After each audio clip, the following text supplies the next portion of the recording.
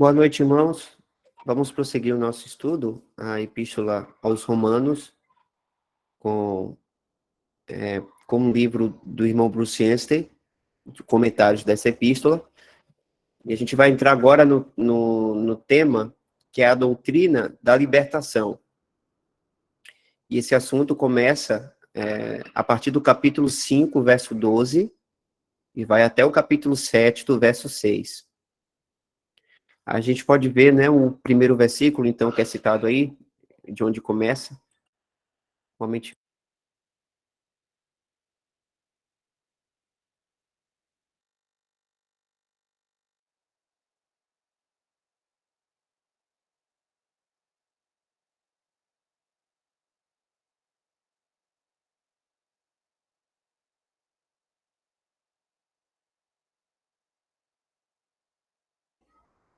Quer ler, irmão Elton?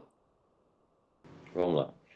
Portanto, como por um homem entrou o pecado no mundo, e pelo pecado a morte, assim também a morte passou a todos os homens, por isso que todos pecaram.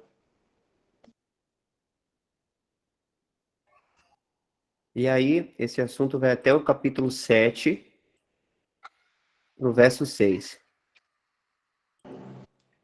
Mas agora temos sido libertados da lei, tendo morrido para aquilo em que estávamos retidos, para que sirvamos em novidade de espírito e não na velhice da letra. E aí a gente percebe que no verso 7 aí do capítulo 7 já tem um sinal do parágrafo, que indica, então, uma outra, não estou encontrando a palavra para dizer, não é a continuação em si, né, mas vai começar um outro assunto, por assim dizer.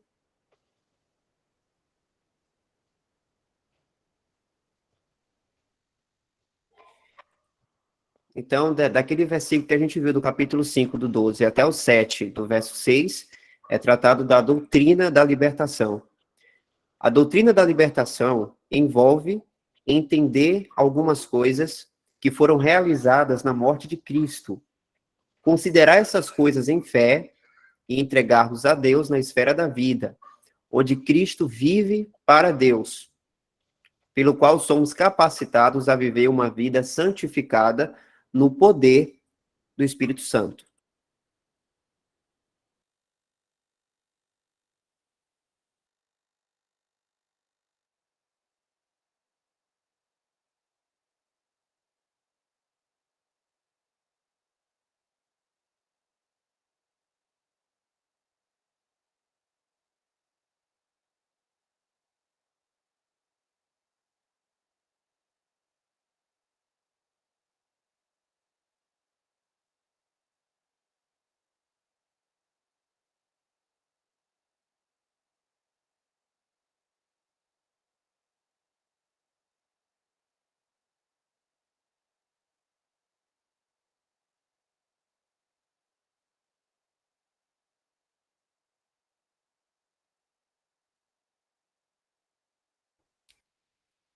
Eu vou repetir a leitura.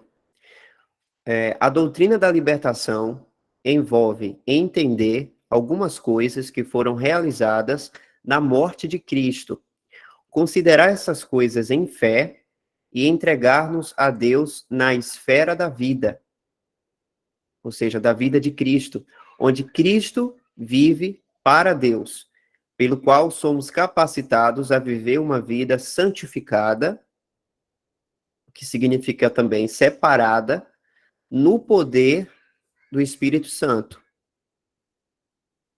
Que nós sabemos que o Espírito Santo habita em cada um de nós, né? Todos nós que cremos no Evangelho da Graça. Então é isso que trata a doutrina da libertação.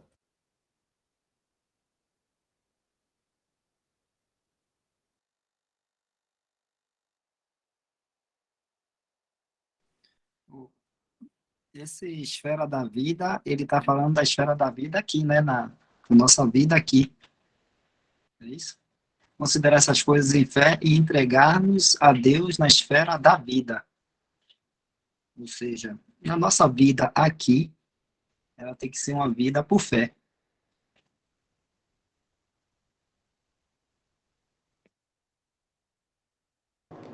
parece que ele divide em três coisas que são necessárias aí para a libertação do pecado, né? Que é a doutrina da libertação do pecado. Ele coloca entender, considerar e entregar a Deus, né? Ele fala aí. Envolve entender algumas coisas, considerar essas coisas que a pessoa deve entender, e o terceiro parece ir entregar-nos a Deus na esfera da vida.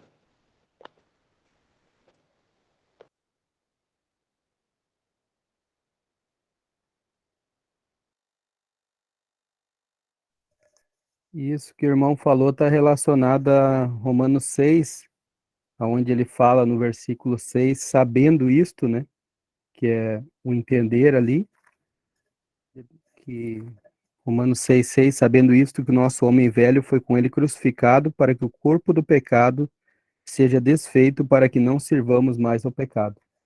E o considerar é o 11, assim também vós considerai-vos certamente mortos para o pecado, mas vivos para Deus em Cristo Jesus, nosso Senhor. E o outro, se apresentar a Deus, né? Que é o 13. Nem tampouco apresenteis os vossos membros ao pecado por instrumentos de iniquidade, mas apresentai-vos a Deus como vivos dentre mortos, e os vossos membros a Deus como instrumentos de justiça. Então, uma esfera na qual a gente pode viver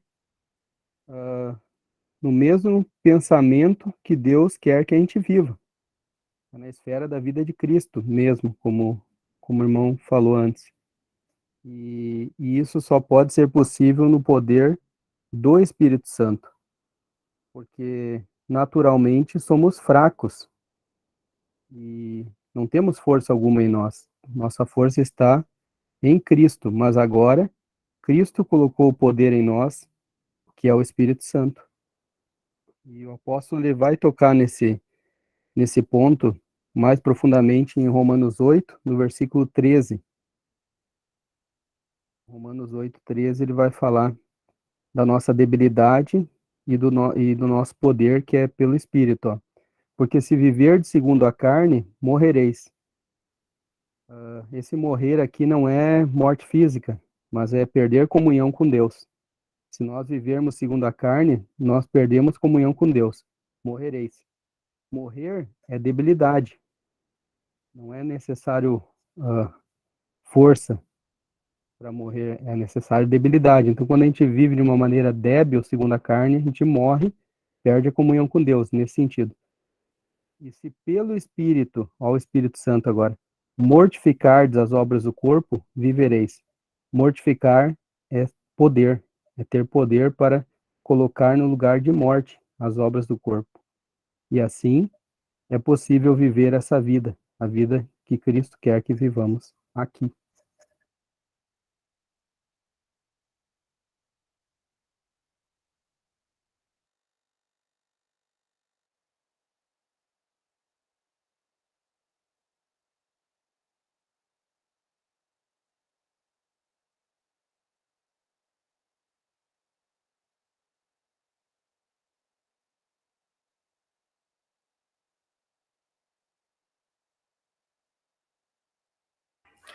Eu achei interessante o termo aqui, se pelo Espírito mortificardes as obras do corpo, vivereis.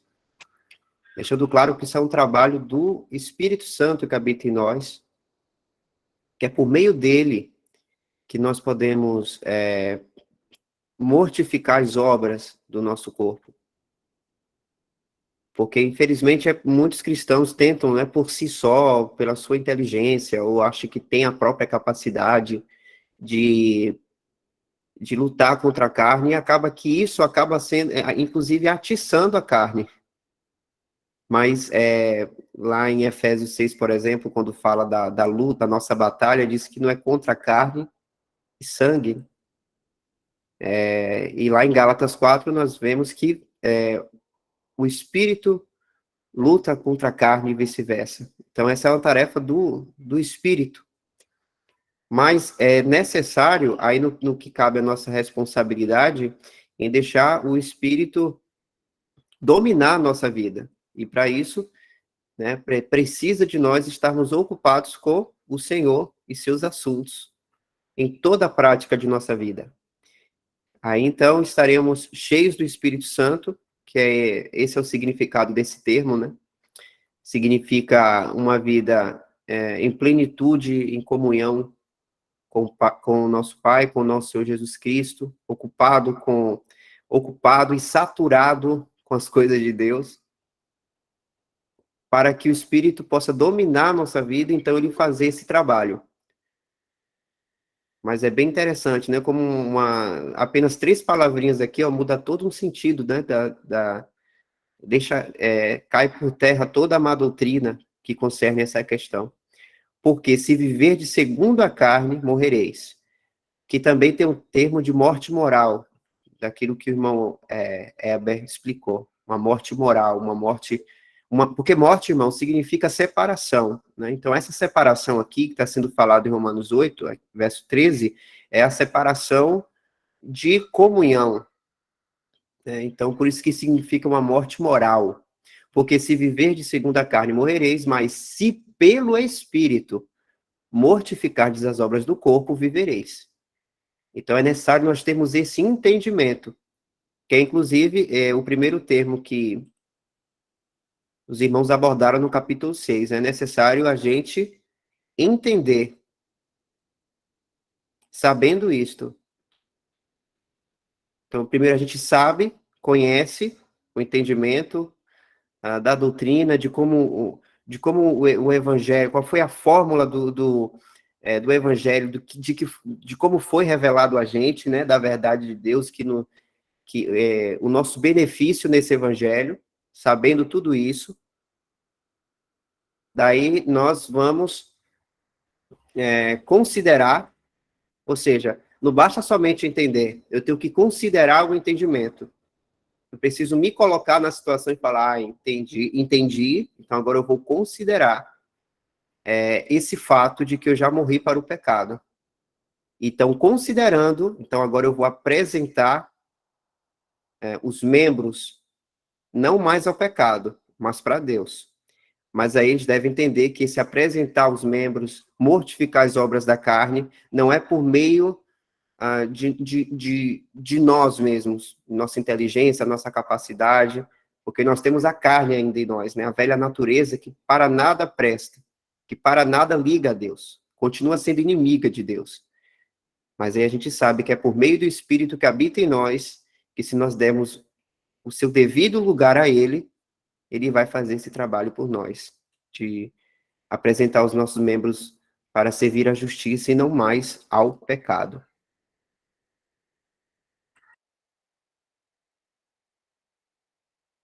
Teve até um livro do irmão Bruce Einstein que ele fala o seguinte, que existe uma diferença entre o Espírito estar em nós e nós estarmos no Espírito. É uma troca de palavras, só que o sentido também muda. Nós estarmos... o Espírito está em nós tem a ver com a soberania de Deus, quando nós cremos no Evangelho e o Espírito Santo começou a habitar em cada um de nós. E nós fomos selados pelo Espírito Santo, e o Espírito estará eternamente em cada um de nós. Agora, nós estarmos no Espírito é algo que envolve, algo condicional, que envolve a nossa responsabilidade de vivermos no Espírito, ou seja, dar o seu lugar de direito em nossas vidas.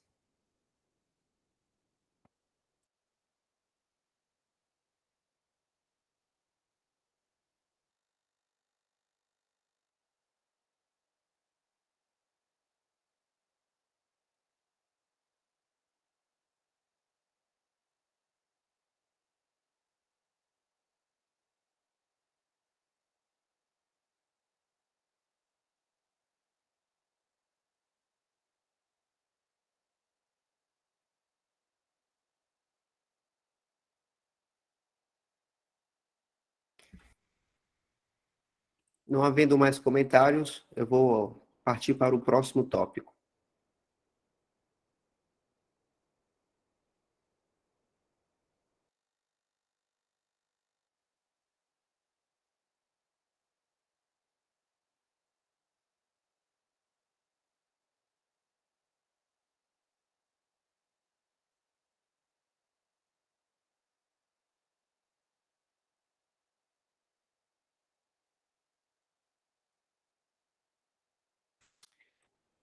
A origem da natureza pecaminosa. A referência é o capítulo 5, verso 12.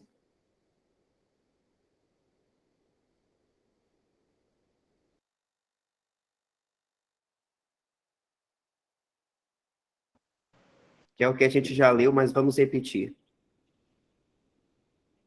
Portanto, como por um homem entrou o pecado no mundo, e pelo pecado a morte, assim também a morte passou a todos os homens, por isso que todos pecaram.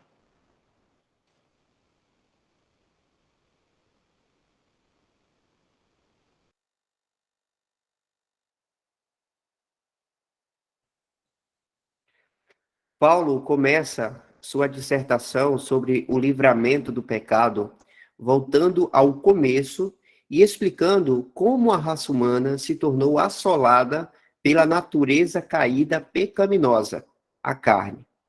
Em primeiro lugar, ele diz: pelo que, como por um homem entrou o pecado no mundo, e pelo pecado a morte, assim também a morte passou a todos os homens, por isso que todos pecaram.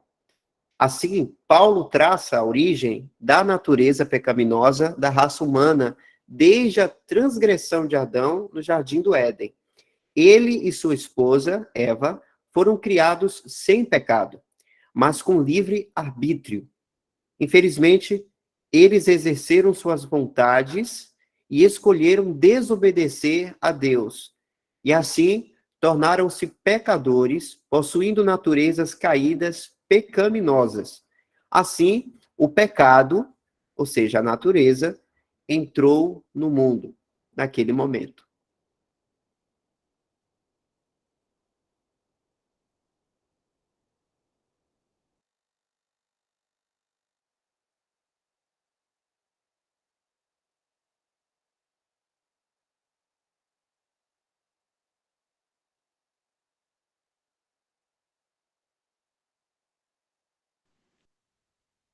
Só para complementar que ele fala aí do livre-arbítrio, né? Que Adão e Eva tinham ali no início, e só para deixar assim mais firme aí na mente, esse livre-arbítrio ele terminou a partir do momento que eles pecaram, né? Porque como a gente vai ver, né? Como fala em Romanos também, né? Quando a pessoa peca, ela se torna serva ou escrava do pecado. E Paulo vai falar mais à frente sobre isso aí. Então, esse livre-arbítrio deles aí terminou no momento que eles pecaram. Pecou, se tornaram escravos ali do pecado, vamos dizer assim, né?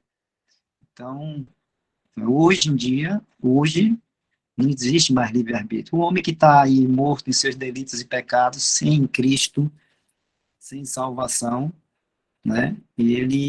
Ele não tem, vamos dizer assim, livre-arbítrio. Ele vai fazer aquilo que essa natureza, a carne dele, lhe, lhe direciona, né? Então, isso aí não é livre-arbítrio. Muitos pensam que eu faço o que quero, né? O que eu quiser fazer, eu faço e tudo mais. Mas, na verdade, né, tá fazendo a vontade da carne ou a vontade de Satanás, né? Que vai induzindo os homens aí do mundo a fazer a vontade dele.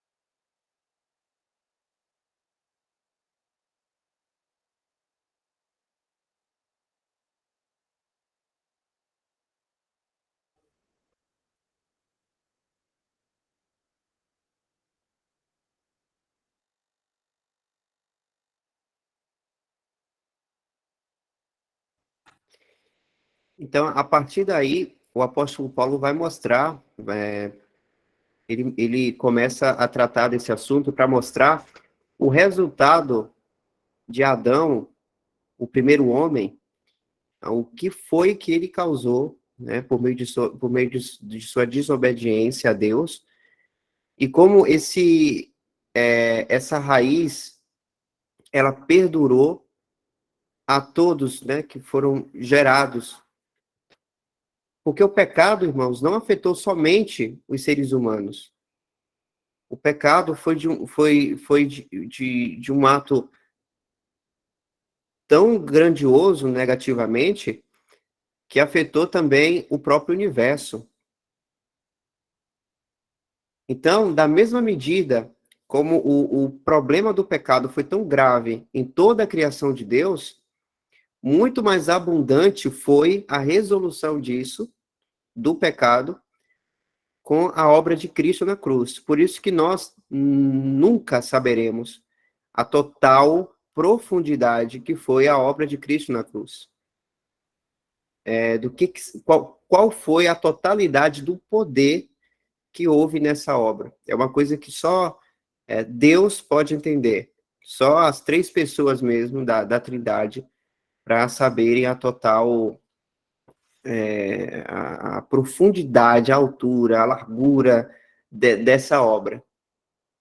E Deus, né, por meio dessa obra, nós fomos beneficiados, só que quando se trata da obra de Cristo em si, a gente tem que pensar que vai muito além da gente. A gente está com uma parte do benefício que é ótima também, né? Essa parte parece que é infinita também, mas é muito mais, porque o pecado, essa falha, essa transgressão de Adão, trouxe muitos prejuízos. Para se ter um exemplo, em Jó, capítulo 15, verso 15,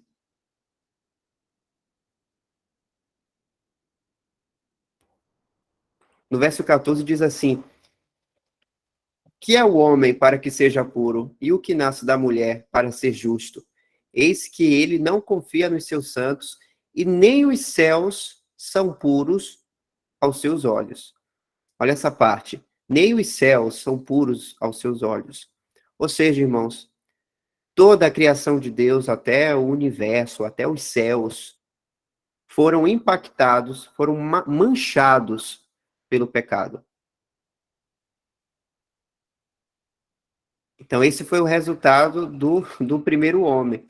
E aí, a partir daí que o apóstolo vai começar a constatar, a fazer as comparações do resultado do que foi o primeiro homem, Adão, e o feito do último homem, Cristo, a qual nós fazemos parte dessa nova raça de homens, a qual Cristo é o cabeça, de um homem glorificado. Mas isso aí o apóstolo vai falar mais tarde, né? Eu não vou adiantar. Só comentando um pouquinho aí dessa parte que o irmão Michel falou aí sobre a questão dos resultados, né, do pecado do homem aí. A gente estava conversando ontem, né, fazendo um estudo ontem sobre o reino, e a gente comentou como quando Adão foi criado, Deus deu a ele a domínio e a autoridade aqui nessa terra, né, que é o reino, esse reino, a terra, vamos dizer assim. E quando ele pecou, né, como se ele tivesse passado a autoridade ou o controle, vamos dizer assim, para Satanás, né? Por isso que fala que Satanás é o príncipe deste mundo. Ele ficou com liberdade para agir e influenciar os homens e fazer esse sistema mundano que nós estamos vendo aí. E a gente vai ver também, Romano, lá mais na frente, ver como outras consequências foram na natureza, né? Que passou a produzir cardos, abrolhos, espinhos, né? As doenças que vieram, vírus e bactérias que são mais, né? Vamos dizer assim, que trazem doença. E a gente vai ler também um pouquinho mais na frente, eu acho que em Romanos 8, Paulo falando, né? Que a natureza geme, hoje, né? Ela está gemendo, assim como nós que somos salvos, assim, gememos também, nosso corpo para sermos sermos transformados, glorificados, também a natureza geme aguardando essa restauração também, disso que foi arruinado pelo pecado do homem, né? A natureza e tudo, e a criação, né? Vamos dizer assim, a criação, como fala lá em Romanos. Então, realmente foi uma coisa bem abrangente e que trouxe muitas consequências mais, né? Mas a gente vai ver também que a obra do Senhor Jesus, né? Vamos dizer assim, pegou isso aí que é isso que é mal, e aí agora ele traz uma coisa muito maior, muito melhor, que vai ser muito mais de honra e de glória para o Senhor Jesus Cristo e para Deus, né, no seu grande amor. E todos nós, né, nós agora já vemos, né, aqueles que creem e podem ver isso já por fé, mas depois nós veremos realmente tudo isso sendo restaurado, né? Sendo restaurado essa criação, né? E depois uma nova criação, uma nova terra, novos céus. Então vai ser uma coisa bem maior, né? Até aí, mais na frente aí,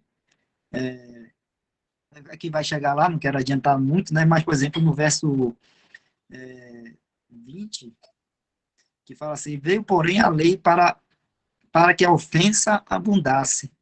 Mas onde o pecado abundou, superabundou a graça. Né? Então, o pecado abundou. Né? A lei, a gente sabe que a lei só fez mostrar isso, que realmente o homem era muito pecador e muito miserável, né? Porque nenhum conseguia cumprir a lei, aquilo que vamos dizer assim, os desígnios e a vontade de Deus. Então, isso tornou o pecado do homem mais evidente, mais,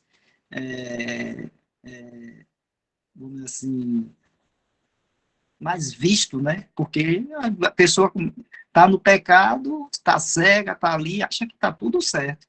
Mas aí, quando vem aquilo que mostra o pensamento de Deus, aí mostra como tudo errado. Mas, né, onde o pecado abundou, superabundou a graça de Deus. Graças ao Senhor Jesus por isso. Né? A gente ainda vai ver tudo isso ainda em realidade se manifestando. Hoje nós vemos por fé, mas vamos ver, né, muitos e muito mais de forma real, né? Porque quando a gente estiver lá com o Senhor Jesus, a gente não vai precisar de fé, porque nós vamos estar vendo, né, ao Senhor ali, vendo tudo, não vai precisar mais de fé.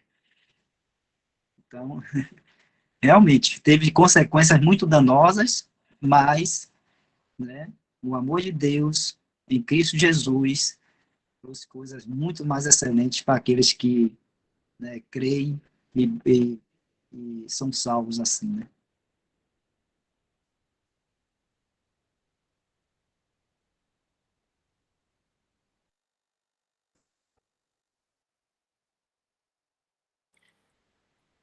O irmão Alexandre comentou aqui, poderíamos dizer que o céu já estava manchado pela rebelião de Satanás. Bem, irmão, eu não sei se o irmão quis dizer se é o céu onde o Senhor fica, né? Que é o chamado terceiro céu, mas quando fala lá em Jó que para Deus os céus já impuram os seus olhos, se trata do primeiro e o segundo céu, que aí é um aspecto da criação de Deus, né? Do primeiro céu é onde os pássaros voam, onde passam os aviões. O segundo céu já é a área, o céu do universo em si, que inclusive para nós, seres humanos, é infinito, que a gente não consegue achar o limite. E o terceiro céu é onde o Senhor, onde fica, né, os anjos, onde fica o Senhor. E tem um céu especial maior do que esse terceiro céu, que é onde o Pai habita, o Deus Pai habita, que é uma luz inacessível, que só Ele pode estar lá, né? Por tamanha glória. Pense aí. Mas o pecado não arruinou esse terceiro céu. Somente é o céu aqui que está se falando, é no aspecto da criação. Eu vi até o irmão explicar, por exemplo, que naquele versículo que fala que quando o Senhor vai fazer os novos céus e nova terra, não está falando do terceiro céu, mas é do céu da criação mesmo. Novos céus, né, do primeiro céu e também do segundo, do universo. Mas o terceiro, como não foi afetado pelo pecado, não tem por que criar novamente. Se eu te errar alguma coisa aqui, algum irmão pode me corrigir. O irmão Heber colocou aí um versículo aí para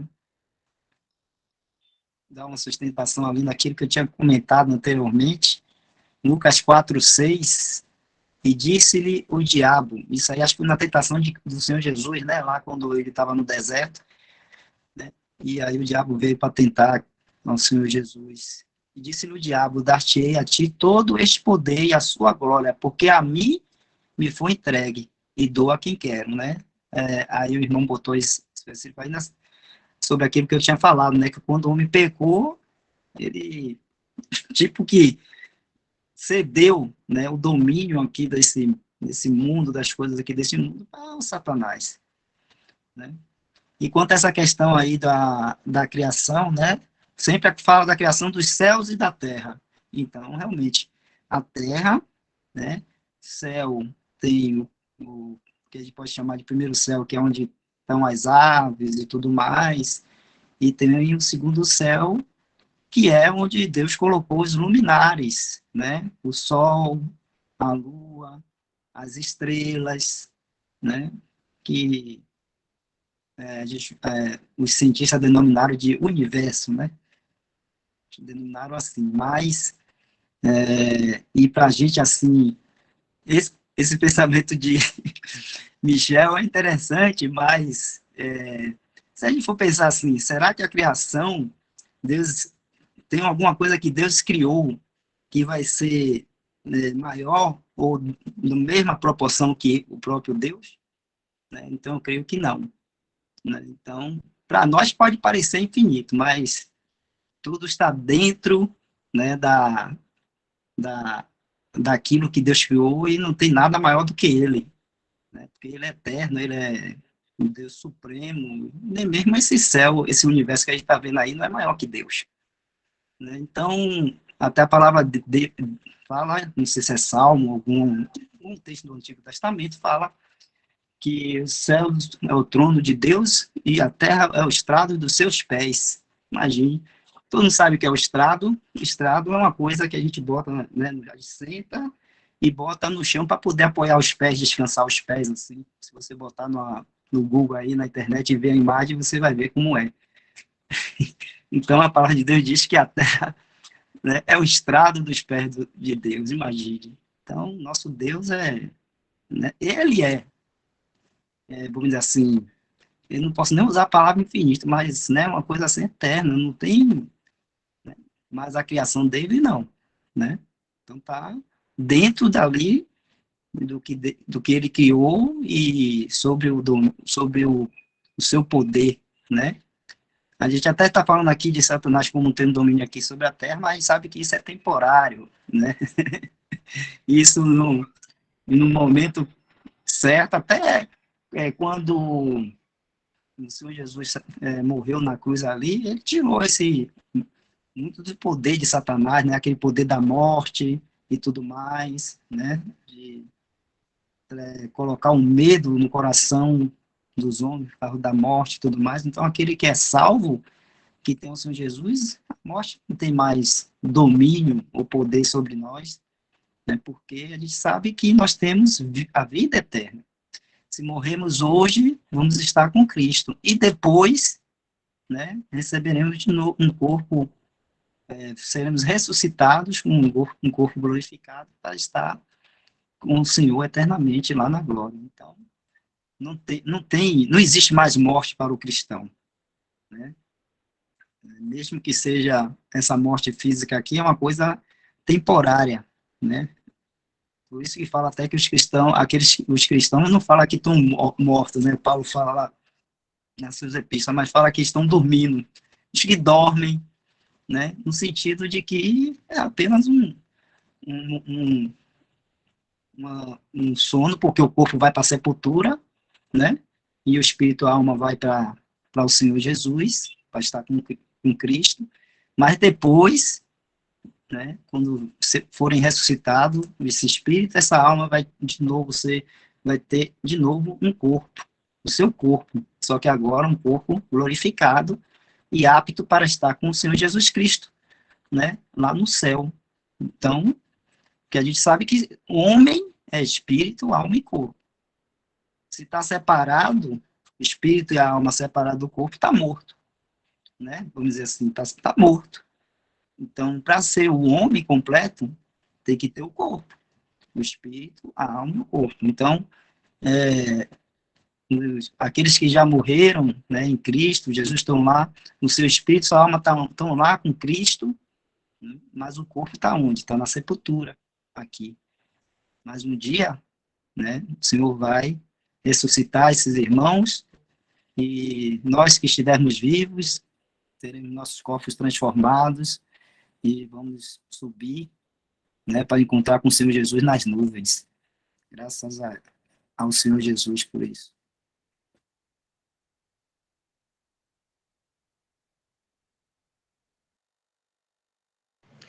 Heber colocou aquele versículo lá que o Wesley estava comentando. Tem um também em Romanos 8:20, onde Paulo fala desse fato aí, que Adão passa, né, de mão beijada, porque a criação ficou sujeita à vaidade, não por sua vontade, mas por causa do que a sujeitou. Tem umas versões que é daquele que a sujeitou, que é Adão aí, né? Quando peca, ele passa para Satanás aí, que Satanás requer lá do versículo que Heber colocou lá. Ele fala que é dele, né? E ele dá o que ele quer.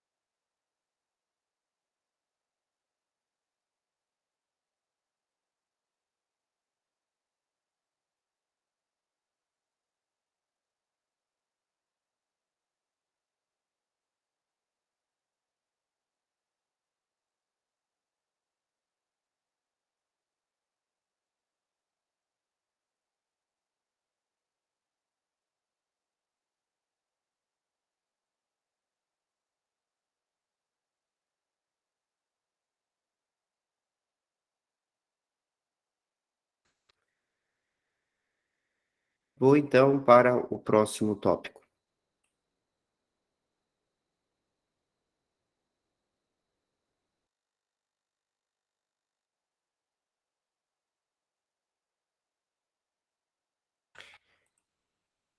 Por que Deus permitiu que o pecado entrasse no mundo?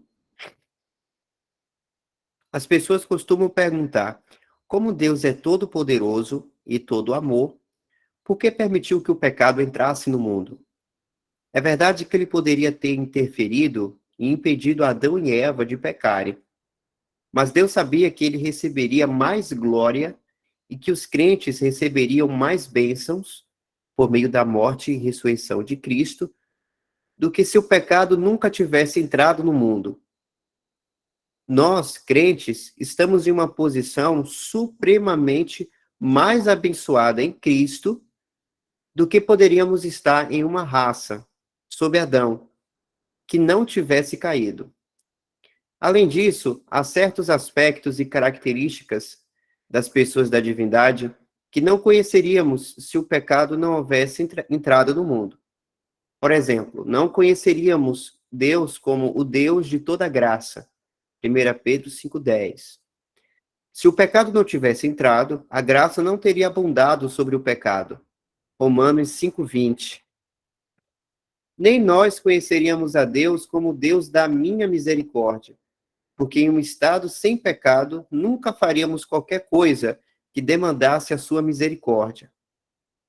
Além disso, nós não conheceríamos como o Deus de toda a consolação, porque nunca estaríamos em uma situação de doença, tristeza ou sofrimento, onde precisaríamos de seus ternos confortos. 2 Coríntios, capítulo 1, do 3 ao 4. Provavelmente não teremos uma resposta definitiva a respeito do porquê Deus permitiu que o pecado entrasse no mundo, até chegarmos no céu. Enquanto esperamos por esse dia, a fé percebe quão inescrutáveis são os seus caminhos e aceita que o caminho de Deus é perfeito.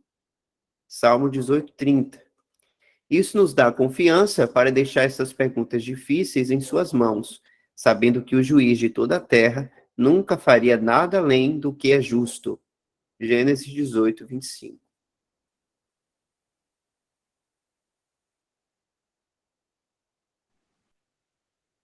E quando você estava lendo, eu estava pensando aqui também, porque a pergunta aí é por que, como Deus Todo-Poderoso permitiu que o pecado entrasse no mundo? Aí eu estava pensando em outra pergunta também, que às vezes poderia vir na mente do cristão.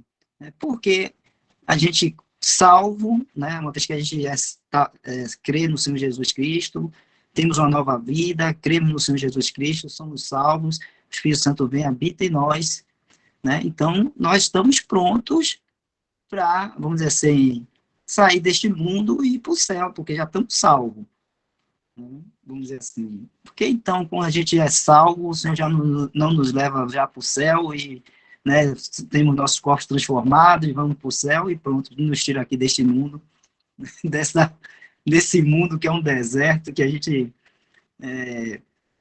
vive aqui, aí sofre, passa por tribulações e vê tudo isso aí que o pecado arruinou, né, e tudo isso que Satanás está fazendo aí no mundo, e um homem,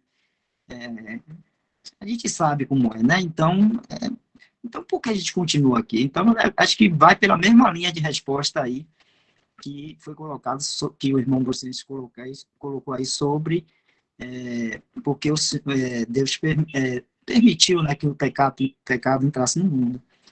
A gente talvez não se fôssemos salvos e já fôssemos, né, arrebatados e ido para o céu, a gente não ia conhecer esses aspectos aí de Deus agindo em nossas vidas, nessas situações todas que nós passamos aqui neste mundo.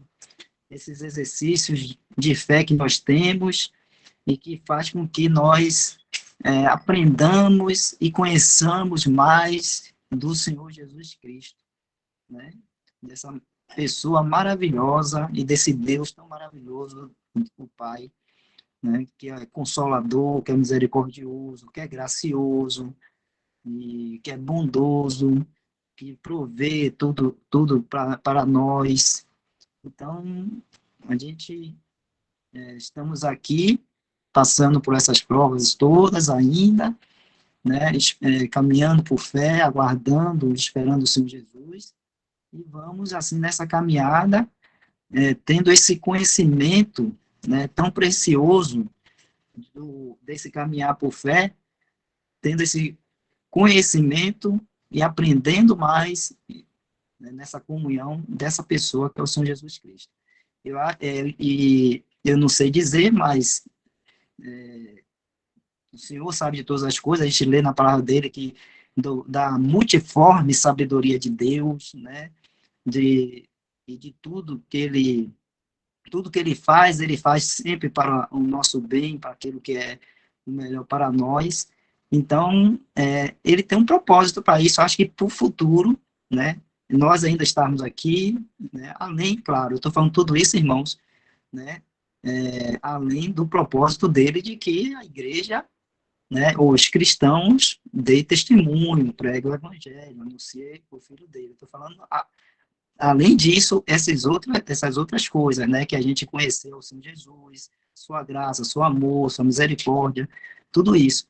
Então, esses exercícios de fé que nós temos hoje, né, acho que o Senhor, ele tem um propósito para, no futuro, lá no reino milenal, que a palavra dele diz que nós vamos reinar com Cristo, né, é, acho que ele tem um propósito para, nessa época aí também, nós estejamos, digamos assim, mais preparados, né, para estar ajudando ao Senhor nesse reino aí, né, nessa administração aí desse reino aí. Vamos estar mais preparados, né? E então o Senhor vai preparando cada um de nós e vai dando esses exercícios de fé para que a gente vá amadurecendo, para a gente nos tornar homens perfeitos, que maduros, né, em Cristo Jesus. Então, eu penso também nisso aí, né, que isso aí é uma coisa que o Senhor também está fazendo aí nas nossas vidas.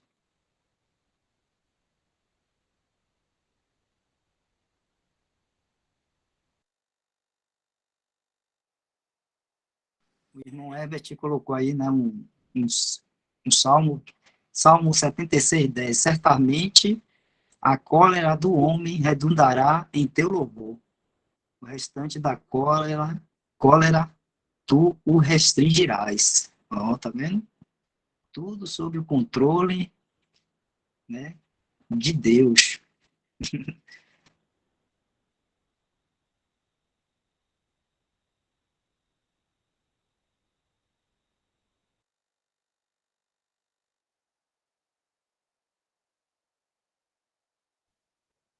Deus é perito em transformar mal em bem, e talvez uma coisa que poderia não não completar, porque há muitas que poderiam se acrescentar nessa resposta, né? Porque Deus permitiu que o pecado entrasse no mundo.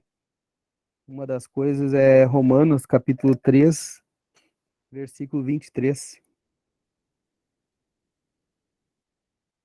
Romanos 3, 23.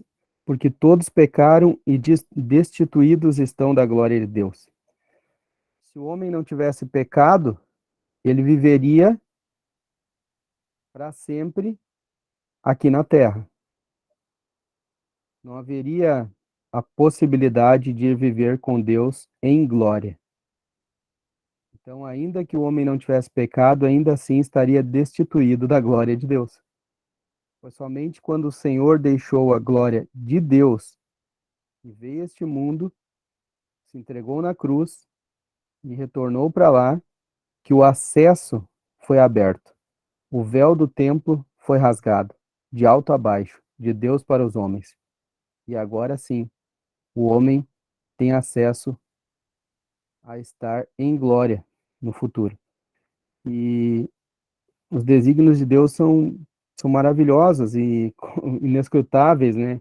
Hoje a gente entende coisas do Antigo Testamento por causa do Novo, como por que Adão comeu do fruto se ele sabia muito bem o que estava fazendo. E o irmão Lemão explica muito bem isso, né?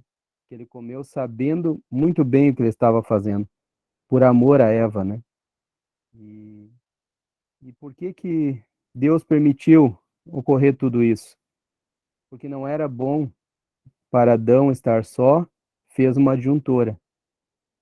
Segundo os desígnios e os propósitos de Deus, não era bom que o filho unigênito estivesse só.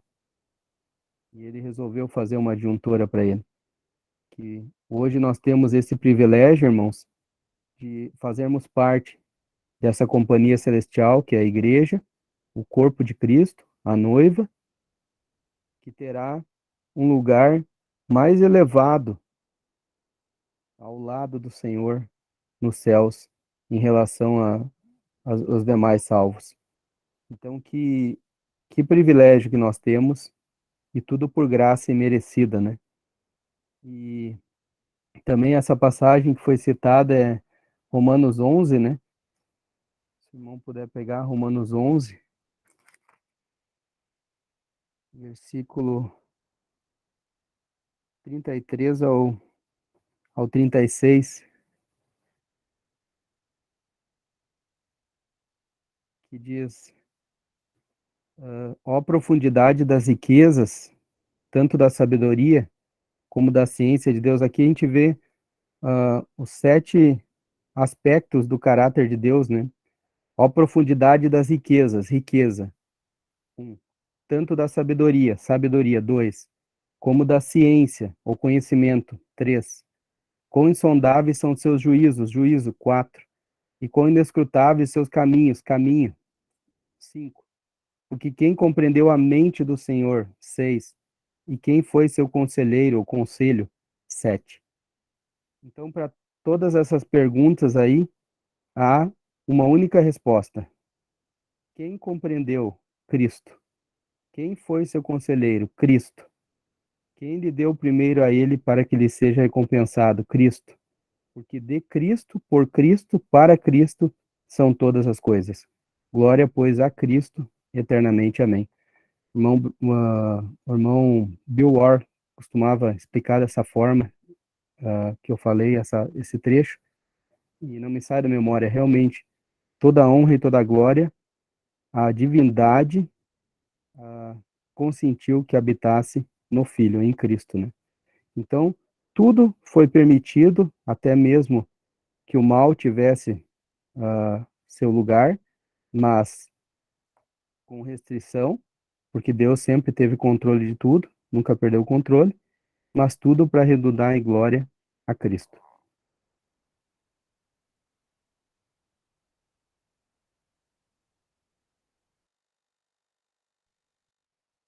Se a gente pensar, né, isso é uma coisa maravilhosa, esse trecho aí, né? É como se é o desfecho aí de tudo que Paulo está falando aí desse evangelho maravilhoso. E esse versículo, principalmente o 35, né? Ou quem lhe deu primeiro a ele para que lhe seja recompensado, né? Então, somente o Senhor Jesus foi o único que fez isso. Deu, né? Porque se a gente pensar em Deus, né? Criador de todas as coisas, todo-poderoso, onisciente, onipresente, né? Então, ele não tem o que a gente pensar ou imaginar assim para chegar e dizer, não, Deus está precisando disso, eu vou dar a ele. Mas o Senhor Jesus, ele deu, né? Então, quando ele veio aqui a este mundo e morreu na cruz ali, ele deu a sua vida, porque ali foi um sacrifício que subiu, né, ao Pai com aroma suave. Porque o Senhor Jesus ali deu a sua vida, derramou seu sangue, e ele, então, né, deu aquilo que e que foi recompensado, né? Foi recompensado, porque a gente sabe que Deus aceitou assim o sacrifício do Senhor Jesus Cristo e o ressuscitou ao terceiro dia, e hoje ele está ao lado do Pai, né? Em glória, um homem, Deus e homem, o primeiro homem, né? E o único homem que está lá no céu, hoje, né? Hoje, está lá no céu. Depois, né? A igreja também, né? Os homens, mulheres salvos em Cristo Jesus vão estar lá também. Né? Mas hoje, Cristo Jesus. Então, são pensamentos assim que se a gente vai meditando, pensando, a gente fica sem palavras, sem, sem, sem palavras, né, para agradecer ou para dizer de agradecimento, de, de louvor até, ou em resposta, né, a esse grande amor, essa graça, tanto de Deus Pai como do Senhor Jesus Cristo, o Filho. Então, é muito profundo, é muito grandioso isso. E esse desfecho aí do verso 33 ao 36, ele traz esse pensamento dessa, dessa grandiosidade, né, que é essa obra que o Senhor Jesus Cristo fez.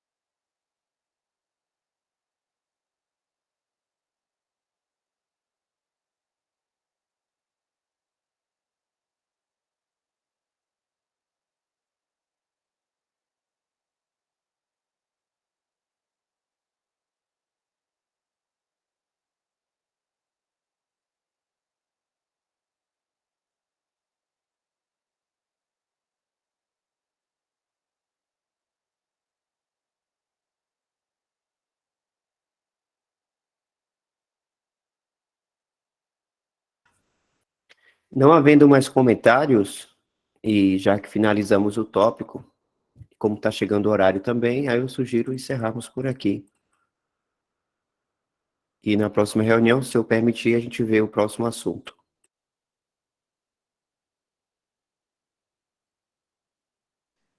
Já bota aí, Michel, qual é o próximo assunto para a gente saber qual vai ser. Quem pecou primeiro?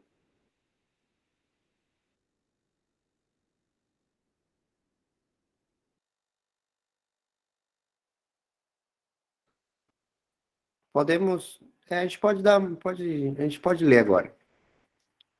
Eu fiquei Ficou curioso, curioso. né, rapaz?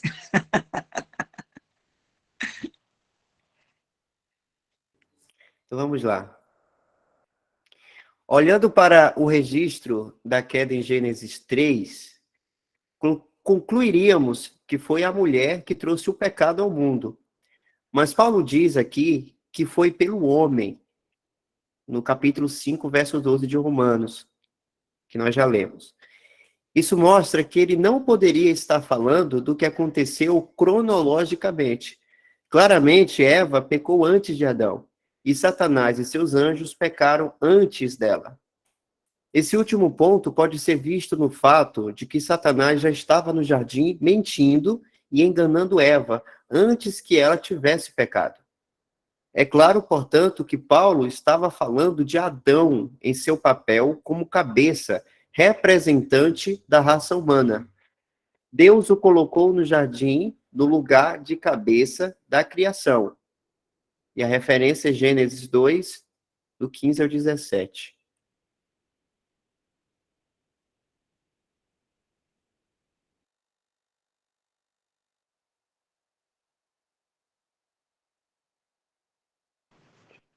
E tomou o Senhor Deus o homem e o pôs no jardim do Éden para o lavrar e o guardar. E ordenou o Senhor Deus ao homem de toda...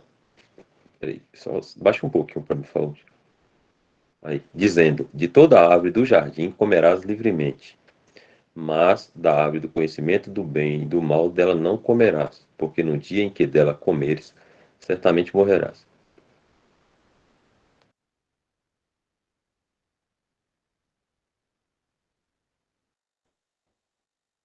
E assim ele foi considerado, Adão, ele foi considerado responsável pelo pecado entrar no mundo. O irmão Reid disse: a palavra cabeça não é usada no capítulo, mas a verdade dela está ali. A natureza de Adão foi corrompida por sua queda e foi transmitida a cada geração sucessiva de sua posteridade. Mas não apenas isso. A consequência da natureza pecaminosa estar na criação também foi passada para a sua posteridade, a saber, a morte. Paulo diz: e pelo pecado, a morte. assim também a morte passou a todos os homens. Os efeitos do pecado e da morte também foram passados para toda a criação inferior, os animais e as plantas, etc. Mas esse não é o assunto aqui. Que aí ele vai pedir para ver o capítulo 8, do verso 20 ao 22, que nós já vimos, né? Quando se trata do gemido da criação.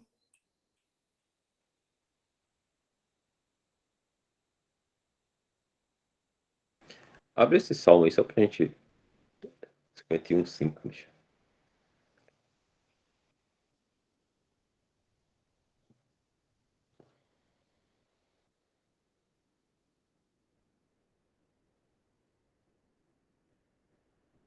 Eis que em iniquidade fui formado, e em pecado me concebeu minha mãe. Salmo de Davi, eu acho esse aí.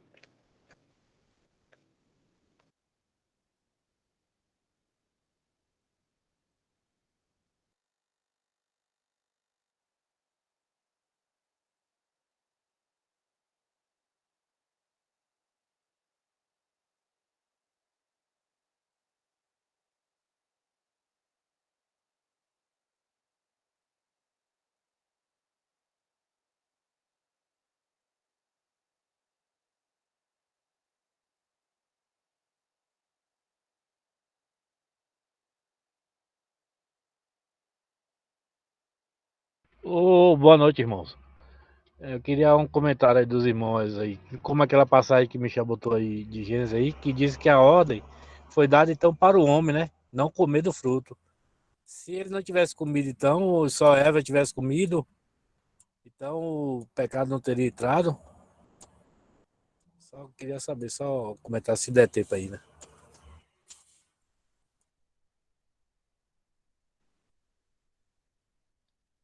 A questão não é porque a ordem foi dada somente para o homem, né? A ordem foi dada para o homem e para a mulher também, né?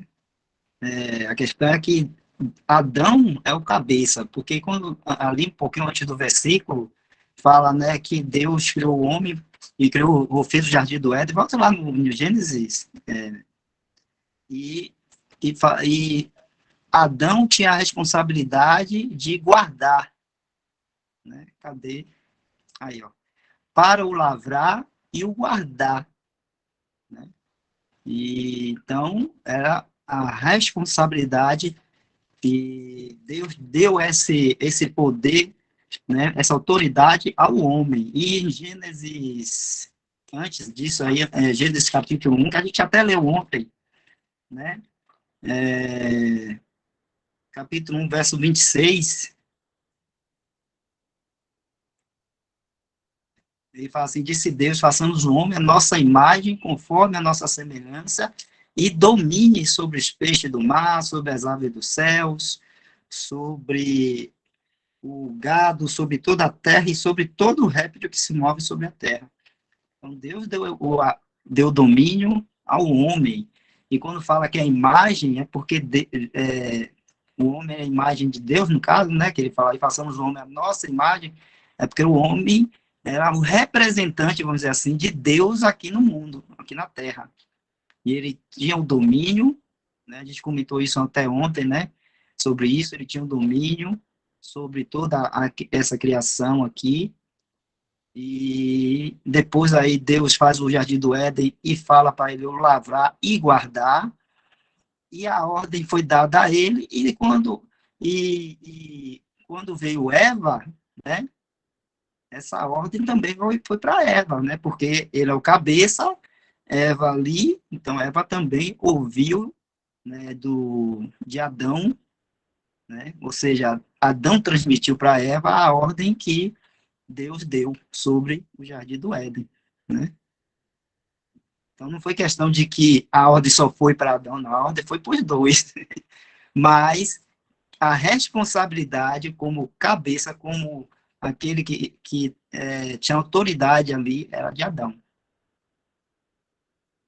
Tanto que depois, quando que os olhos deles só se abrem e eles veem que estão nus, depois que Adão come do fruto, come ali, né? Porque quando Eva come, eles não percebem que estão nus e tal, aí no sentido a nudez ali no sentido dos pecados e tudo, mas quando Adão come, aí os olhos deles se abrem, eles veem que estão nus e vão procurar folhas, né, para cozer, para tentar se cobrir e tal, que tem todo um significado do homem tentando cobrir os seus pecados, e essa nudez aí é o pecado que tinha entrado, vamos dizer assim, e estava nus, despido diante de Deus, ou seja, não tinha mais como se apresentar diante de Deus.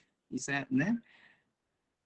Mas é nesse sentido aí que Adão, né, como cabeça, como autoridade, tendo domínio, tendo que guardar ali, lavrar e guardar, a responsabilidade na mão dele também. Não sei se algum outro irmão quer complementar aí ou corrigir alguma coisa.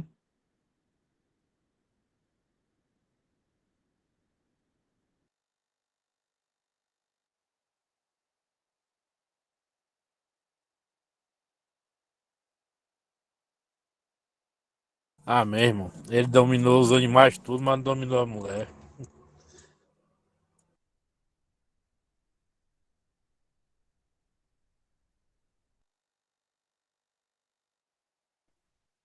Na verdade, isso era uma impossibilidade, né? Porque Deus assim o quis, né?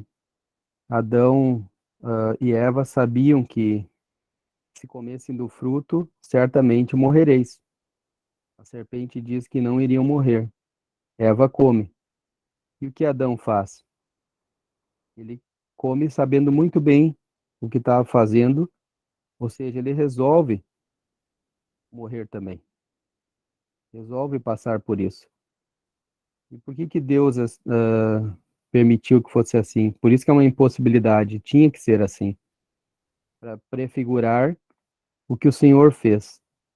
Veio aqui para passar pela morte, provar a morte, por amor à sua igreja. Assim como Adão provou da morte por amor a Eva, né? Fez isso por amor a Eva.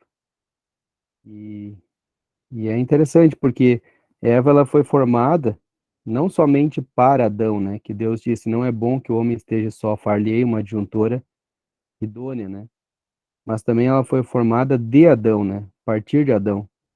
Deus serra o seu lado, tira uma costela e faz Eva, a qual ele podia dizer, essa é agora carne da minha carne, ossos dos meus ossos. E assim também a igreja foi formada não somente para Cristo, mas de Cristo. Quando o Senhor foi ferido ao lado e saiu sangue e água, que é a base, né, para que a igreja pudesse ser formada em Pentecostes, capítulo 2. Então, e um ponto também interessante é que Eva também tinha responsabilidade ali. Tanto é que o Senhor vai responsabilizá-la depois. Por que fizeste isso? E vai colocar um juízo nela ali.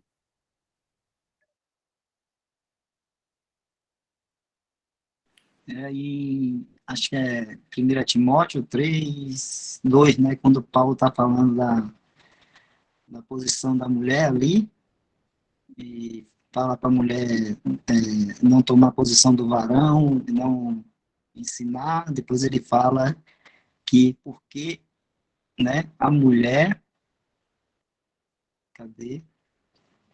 Mais para frente, vamos ler aqui para a gente.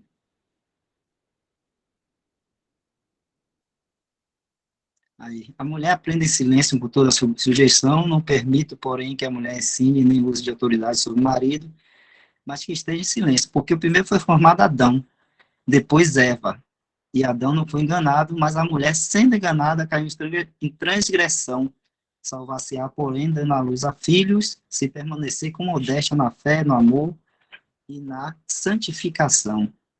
A gente lembra que uma desses juízos que Deus é, juízo governamental, né, que Deus trouxe para Eva especificamente, foi que, não é? Deixa eu abrir aqui, lá em Gênesis, voltando para a gente está indo do novo para o velho aqui, do velho para o novo, mas Gênesis capítulo 3, 16.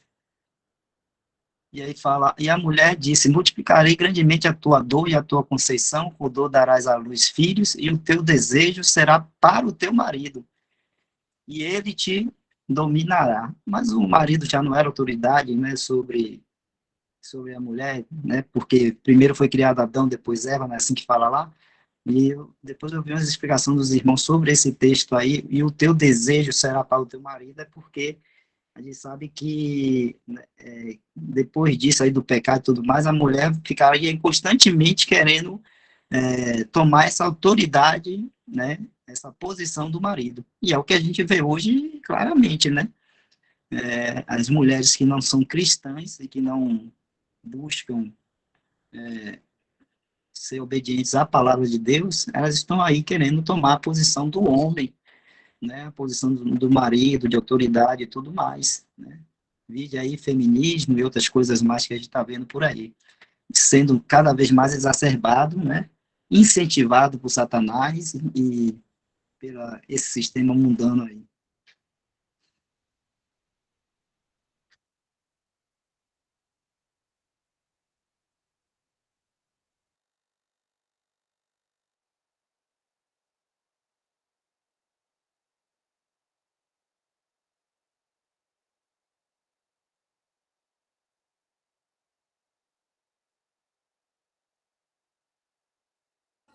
Irmão Fernando, Opa, irmãos, eu gostaria de falar sobre também que a figura, né? Que como Adão era uma figura de Cristo, só que uma figura que caiu em pecado, né? A gente pode ver que ele comeu do fruto, como o irmão falou, que talvez por medo de ficar sozinho, né? E acabou comendo do fruto e trazendo o pecado sobre a humanidade. Agora a gente vê um comportamento semelhante do Senhor, só que em um caráter totalmente diferente, em João 12, 24, onde ele fala assim, em verdade vos digo, se o grão de trigo caindo em terra não morrer, fica ele só, mas se morrer, produz muito fruto. Quem ama a sua vida, perde-a, mas aquele que odeia a sua vida neste mundo, preservá-la para a vida eterna. Se alguém me serve, siga-me, e onde eu estou, ali estará também o meu servo. E se alguém me servir, o Pai o honrará. Agora está angustiada a minha alma. O que direi eu? Pai, salva-me desta hora, mas precisamente com este propósito vim para esta hora. Pai, glorifica o teu nome. Então, a gente pode ver a diferença dos dois caráteres, né? Que na figura de Cristo, o primeiro Adão, acabou caindo, mas onde o segundo, que é Cristo, veio e deu a sua vida. E a gente sabe que quando a gente planta alguma coisa, aquela semente morre, mas o resultado disso vai ser a geração de muito fruto, né?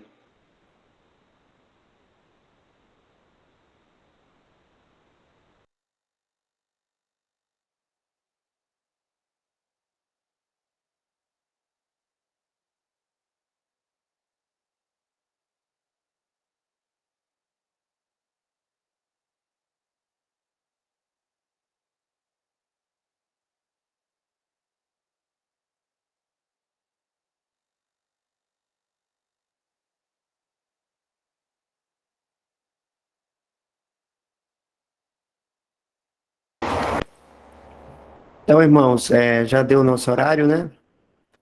Para a próxima reunião, se eu permitindo, a gente verá o tema Cabeça Federal. Vou parar aqui a gravação.